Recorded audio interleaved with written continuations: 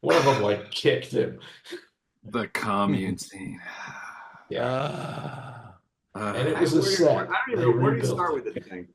There's that scene where Nicholson, who's having a good old time, is talking Oh, to those guys about it's what you represent.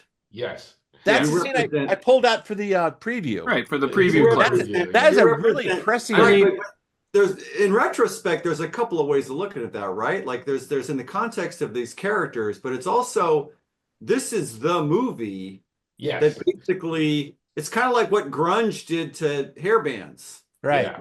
It's Like almost like suddenly- that's too on the nose, but they didn't know they were doing that. Maybe wasn't like not how could they How know? could you know? Yeah. Not in could- '69. Yeah, We're how talking could about they Dennis know? But Hopper. it's I mean, like, wow. You give Yeah. this to, I mean, it's like fucking Dennis Hopper's in charge, right? So, Right. Yeah. but it really like it's what you like this what this movie did to Hollywood was substantial. Yeah, it was. It was a huge Like, effect on how movies were Suddenly made. the kids Yeah, are this like, was the- wait a minute, these are movies now by and for us. Mhm. Mhm. And John, do you remember John Bigby's take on what Hollywood did after it became like a huge hit and made all this money? That they just wanted to have sun flares and everything. Yeah. Which Yeah, goes back to including that like Peter Fonda I'm okay with that. Shasta Commercials. cola commercials You know, and Right. remember everything that- else. you remember that very well, and so do I, John. That's great. Yeah. And also that Western with Peter Fonda. That was very much of So, that. oh, you mean the hired hand? Oh, Hired Hand, yeah. Hired Kind of Hand. like kind of a sequel to Yeah, I mean, this movie, I mean, so many things are so on the nose in that, I mean, the very first shot is a zoom with a big old sun lens flare in it, right into Yeah. the sun. It's just Old like, Kovac. this. here, Never, ever, here ever is do the a style, filmmaker. you guys. This is it. Yeah, right. But You know what no one ever talks about though is that was this movie one of the first to do the whole popular songs as a soundtrack? yes, at least Well, 2001. that was one of the well- popular. That's Yeah, right. that's a good question because there are a lot of needle drops in this There's song. so many needle drops. It's and actually they're the all- soundtrack was a They huge spent seller. 3 It was. times And the mostly budget. very good. Yeah, Mostly, they are. mostly Strauss. very Licensed successful. music. And also, All weirdly the enough, original, they, original artists, Not only original they- recordings. not only they have Well, picked I was really good- surprised that Dylan wouldn't let him use "Look Ma, I'm Only Bleeding," and Right, it was Roger McGuinn singing. right. Oh yeah, yeah. Right. I think it worked. But yeah, they just hired LA people to do the stuff like that. The Smiths did one song that Right. someone else wouldn't do. So, you know, that was, LA I don't know people- how much LA this is people, gonna- you say? LA people. Hey, I know. Good old. oh yeah, there he is. Good Uh-huh. old Phil You know what? Spector. I defy you to explain the financial transaction that happens in this film. Oh, it's easy. They Does buy it matter? they buy drugs. They and- buy cheap. drugs They buy across the- they buy good cheap drugs. drugs. Expensive. They sell buy good good drugs. drugs for a cheap price from a Mexican fellow, and then they upsell it to the rich LA assholes Yeah. for like 3 times And as you much. catch it But and he's when gonna the cut it Mexican- anyway. and when what's the the thing is Mexican that's the dealer- end. But that's the end of when the goal. Mexican dealer gives them Yeah. the drugs, it's 1 black case, and when they give Phil Spector the drugs, it's 2. So they also Yeah. cut Yeah, it. they probably Oh, are they already cut cut it it a too. little Well, bit. he's gonna Yeah. cut it again. Phil Yeah. Spector. and he's gonna Oh, cut yeah. it again to sell it.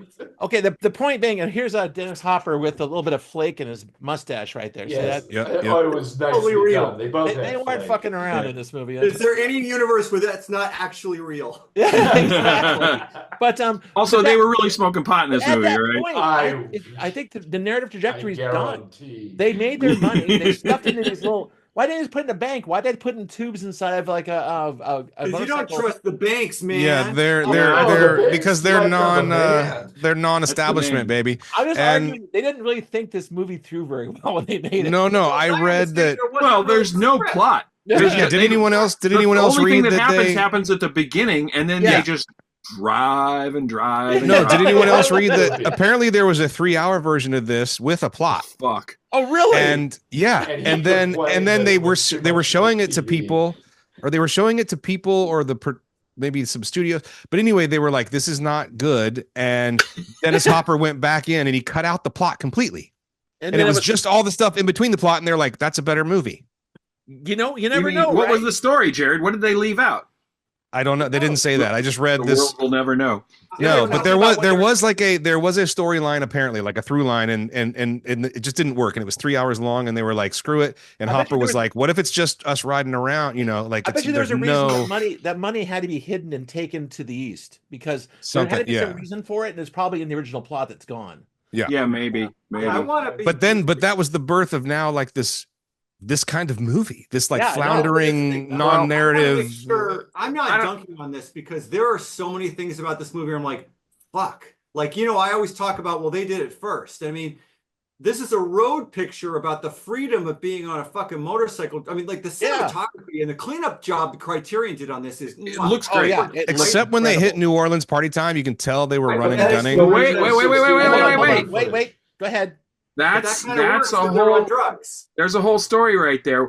All that stuff in New Orleans was shot by Les Blank Mhm. on Wait, 16. the Les Blanc? Yeah, there you Yes. Yes.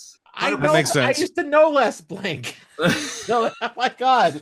But I knew something. I Well, he's a knew Bay they Area had guy. changed Yeah, cameras, or yeah. they had Or like Hulu said, you know, we're Records just gonna or run and something. gun this, and it is kind of a druggy thing anyway. So Yeah. why not do it differently? And Yeah. Yeah. But Yeah. like The whole acid trip, that's Les Blank. You know, I have actually taken acid a couple times, and I'm telling you, there's a push and pull with this thing. I would love to take acid with Karen Black and Tony Basil. That'd be fantastic. I would not take acid in a cemetery. no, I never. was wondering With about Peter that, with too. Peter No. Fonda and Peter Dennis Fonda Hopper. and Dennis Hopper, and it's And like I that would definitely make me wouldn't throw paranoid acid with instantly. Hopper. Yeah. No, Maybe Peter Fonda. for some reason, I have like a personal like aversion to whenever Dennis Hopper says "man." It's the way he says it. Hey, man! I just want to He fucking sounded punch him. Just like I think the it's great. photographer. Oh, he does and, tightly wound really well, don't you think? But I loved Yes. him in The American Friend and lots of other stuff.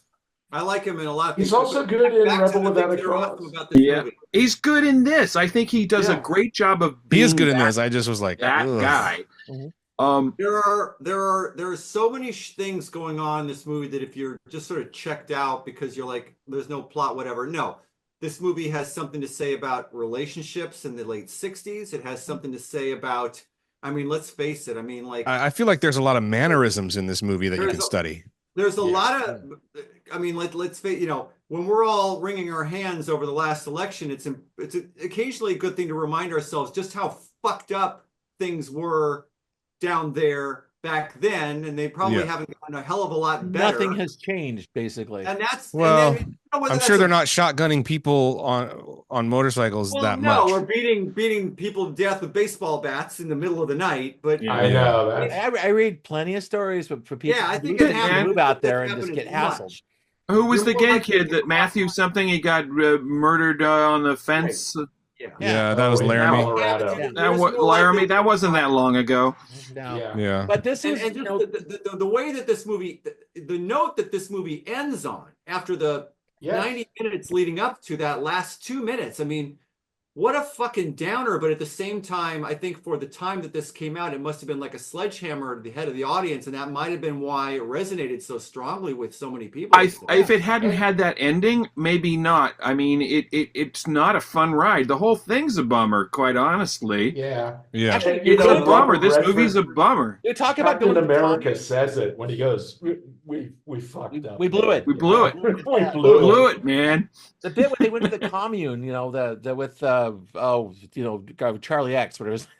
And Charlie X, yes. yeah, sorry, that's all I remember him in as being in Star Trek at once. But they went to the commune, and it seemed groovy and far out and like real. But Not to me. no, but after a couple, Like, oh no, a mime troop. Fuck, this is my Yeah, worst exactly. nightmare. My worst Yeah, nightmare mind too. trip on it drugs. was just a fucked Oh, up, to me. Singing children's songs, Yeah. essentially. Ah. fucked up, dirty place where no one had any real ideas.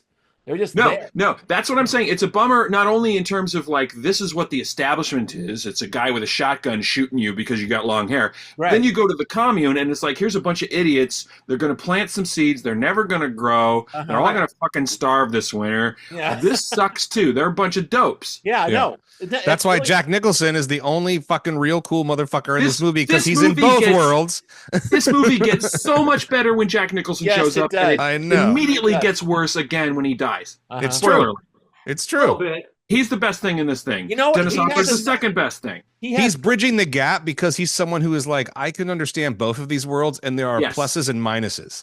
Yeah. Like he can you, actually navigate both those worlds. he can And he actually has a successfully. better attitude. He's like sort of like he's like a post '60s guy. He can already look at that and go, okay, that's what these guys are doing. I get it. He can okay. be respected on both sides, which is a rare thing, I think. Yeah. Is back then, again, you know? And that's some of the best stuff in the movie is like the way he talks to the cops when he gets out of jail. That's It's like exactly- they're good old boys, and it's like, yeah, your dad's rich and he's here in town, and it's like He's it's a lot cool, like man. guy your mom for. Newman's But then he can go do character. drugs Right, with he these can dudes go and be off. fine. Yeah. And then his speech is actually kind of lays the entire film out. It's like, this used to be a hell of a country, and it goes on from Yeah. there. I Yeah, mean, he's the smartest guy. He's like kind of owns the by film. far the smartest guy in his whole Well, movie. he got nominated for an Academy Award. Yeah, But then, like just out of nowhere, we're gonna kill him. I think that was his first one. I think that was his first nomination. yeah. Was It's this the same. movie? You know, you could say something about charisma. That behind Chris, you've got like Peter Fonda is really handsome in a Clint Eastwood way. Dennis Hopper is How he's much just- of an actor? he's always kind of a grouch, Yeah. but you know he's good. But Nicholson has that magnetism. It's just Oh yeah. it's undeniable. Hopper's just playing himself, and he's great at it. Yeah, that's the Fucker from term I'm looking for. Apocalypse Now, man. Yeah, it's the exact same Yes. character. He's It's the the- exact same character as It's the Apocalypse same Now. guy. Not with a bang, Yes. with a whimper, and with a bang. It's just this was before he started doing photography. Then he got into photography. You can't land on one half. No, no. You can't land on one quarter, man. Actually, the way around. He had started out as a photographer. Then he got out of that situation. Ended Oh, that's right. dealing Sorry. drugs Yeah, in the San- timeline in is LA, wrong. so Correct. It's the same character. This It is is. the sequel to Apocalypse Now.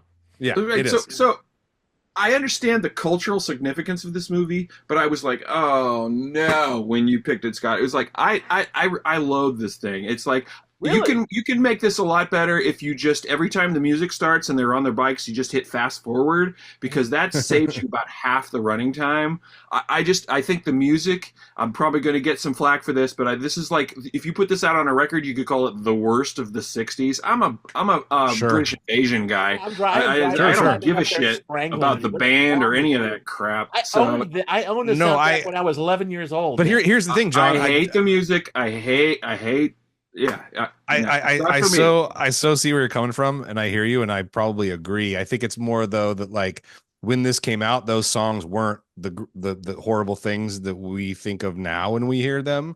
Yeah. Like FM radio is playing it to death, and I'm Lady Gaga on the Like- soundtrack. No, admittedly, they've been playing. Everything here has been played to death. Like "Born to Be Wild" is a cliche. Oh God, it's Right. the most Born to Be cliched Wild's song. okay, and the Hendrix is pretty good. Now, thank Other you, than mind you, that, the rest of it I could. John, my care less. reaction's the opposite. When I was watching this, I actually wanted to slow down the parts with just music playing and like montage of passing scenery like that. I like thought that. that was the most interesting part of the film. The part where they're talking and having a plot, I thought it was dull. I agree with both of you. Oddly, I agree. It's boring Which means until I they just get to kinda don't Nicholson. like this they movie get that thrown in much. jail. Then it's good. I will say from a filmmaking standpoint, there's an editing technique that they showcase in this picture that I Yeah, think is yeah. brilliant and wonderful. Uh-huh. And and it's that pop, pop, pop, pop. Yeah. And you know what? So it's what's coming next. Hold on, don't leave here yet. What's going to come next? Don't leave here yet. And Yeah, it's yeah. so cool. And you know what? Only This is- because it's on my brain, but I'm telling you, there probably is a film in between this and 2019. But the movie that recently does this purposefully is that movie X. Yeah. Yeah. The one with Mia Goth. Where goes Uh, A? the- Then it goes A, B, A, B. Yes, A, it goes to your next scene, but it Yeah. brings you back for just a second. Uh-huh. It's like a frame or two, goes to the next one. And I thought when I was watching X, I said, that is so brilliant. I love that. And then I had never seen this until this week. And I see this and I go, holy shit, that it's They just wiped amazing. it Like, from here. That's where they got it. That's where they got it. and I I think wonder that's if that was Jaglom's contribution because he basically edited the film. Yeah. Henry was- Jaglom it was edited wonderful. this? Wow, I didn't Henry know that. Jaglom, yeah. I did not know that. Uh-huh.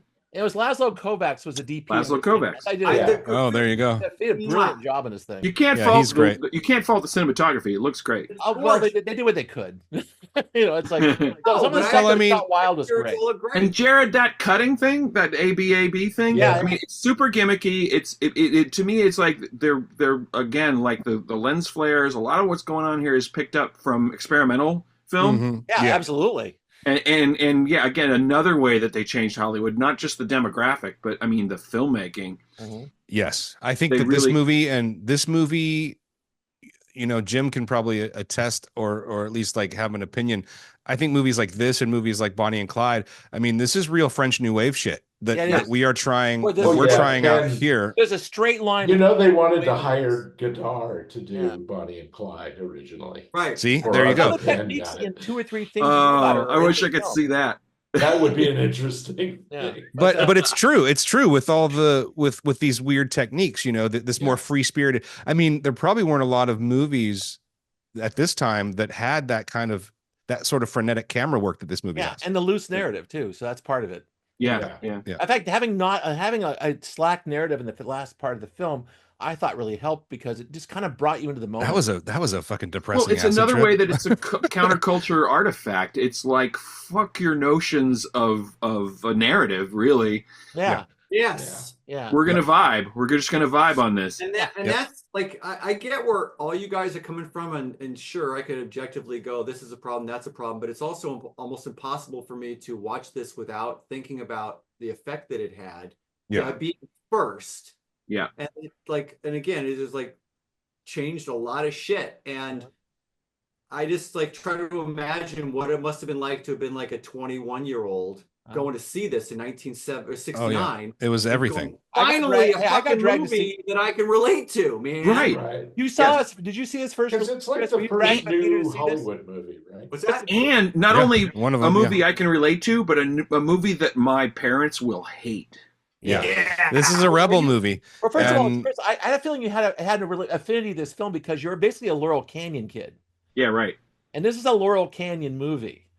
This is Well, like, yeah, that's where I grew up. Yeah, no, I grew up, but I don't think I saw this movie until it was probably on Z Channel in the 70s when I was probably too young to really appreciate it. But I mean, I've got the Criterion box set I've seen this movie a lot. I mean, I got probably dragged to about see 5 it or first 6 years, released at but- the Skyview Drive-In. So Wow. I was traumatized by this film. Yeah. Well, I'm glad you picked it because I had never seen it. Oh, But I'm glad to hear it. But again, I thought the Criterion did a really nice job. It probably did not look this good in the theater. Yeah. And just, again, just going, was this the first American movie to do this? Yeah, probably. Yeah. And probably, yeah. there were other movies that came in its wake that were more skillful, maybe more thought through. But like you said, this is a fuck narrative. We're going to go with vibes. We're going to fill the soundtrack with a lot of songs that the kids like. Mm-hmm. We're going to get a couple of counterculture heroes to be the leads. And we're just going to film them on acid and whatnot. I also read on the trivia Uh-huh. on the trivia page it said that Henry Fonda walked out of the theater saying, I think my son's going to be a millionaire, but I have no idea what that movie's about. Like I have no Sounds idea about what like Which is a great pull quote. It really yeah, is. it's like he's like I don't understand what I just saw, but obviously it's widely successful and my son is a millionaire now. Yeah. Well, So- it's just it's this film is, I loved it because it's a part of like my past, like my dad was like a hippie and back in the day, and there's connection between me and this film at the time when I was a kid. But also it makes me sad because the red state blue state thing hasn't fucking changed that much. It's probably, I mean, is it the same or is it worse? I don't know. I can't tell if it's the same or worse, but it's this no movie, better. I feel like this movie repeatedly, especially when they get Nicholson's like, y'all gotta, like, you guys gotta really watch yourself. Yeah. Because everybody here fucking hates you. Mm-hmm.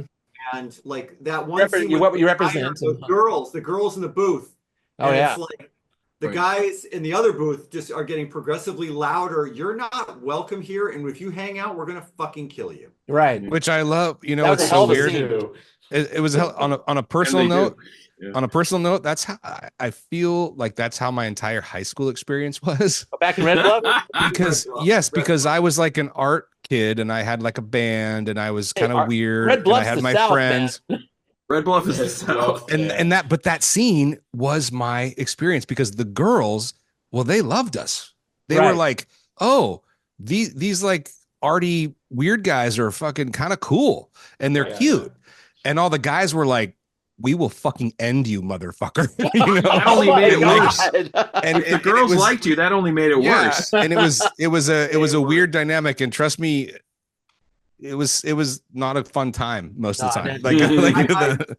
Jared, I went to high school in Colorado, and not the good part of Colorado, for a year and a half, and every day was like I dreaded going in there because I remember I went in there wearing a Devo shirt. Oh shit! Put a target on my back. I put a target on my back for my entire school year. Yep. Because the rednecks that were going to my high, like, so I kind of it's that Devo freak over there. Let's go run. I get it. Oh yeah, no, it's true. We had like the social classes. Cowboys were actually it was like jocks, and the Cowboys were actually a social sect of the high school, and it was like I would get my head slammed into a locker on a daily basis because of just.